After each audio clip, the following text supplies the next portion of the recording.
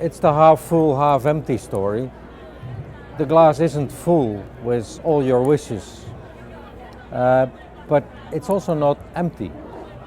And a bit of the problem around documents these days is that people are so focused on their topic that you get very negative and you get very positive, and I think, it's both not quite true.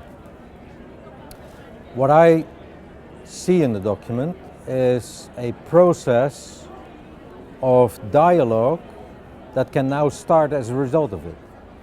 So governments have made statements about the importance of sustainable development, about the importance of poverty eradication, about the importance of avoiding further ecosystem degradation.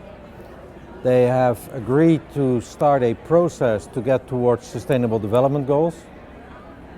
And of course there are no sustainable development goals today. And of course they could have been stronger in their language on some points, but we have the beginning of a process. The second thing, and that was already the case in the zero draft, but it's continued in this one, the role of business is really being recognized.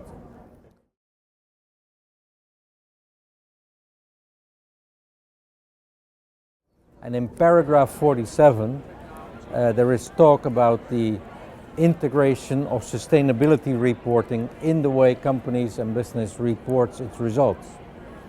And again, that's one of those paragraphs that if you are a progressive business leader, you would have wanted stronger language, but it's in there.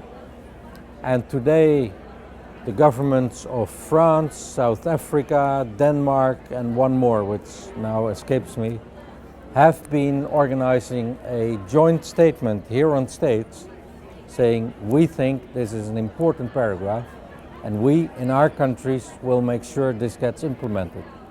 And I think that's just, in the video yesterday I talked about the natural capital declaration. This is a further strengthening of that message. So again, 10 years from now we'll look back and all the changes in the way we talk about what is good and what is bad business will have found their birthplace in this Rio meeting.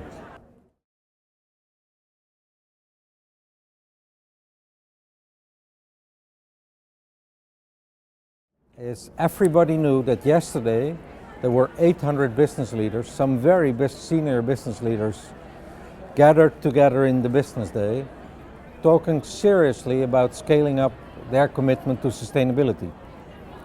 So I think that message has really come across. The largest delegation of business people ever in a UN meeting, being serious, is we couldn't have given as a community a better commitment to our serious approach to sustainable development of the world. So that's one. I've said a few things about the Sustainable Energy for All initiative. At this point in time, there were given many more commitments than anyone had expected at the start of the process. Commitments is great. Now we need to turn it into action, and that's really the responsibility for the next few years. But if you want to have an example of dialogue between government, NGOs, business, leading to commitments and joint action, I think that's going to be a real powerful example of that.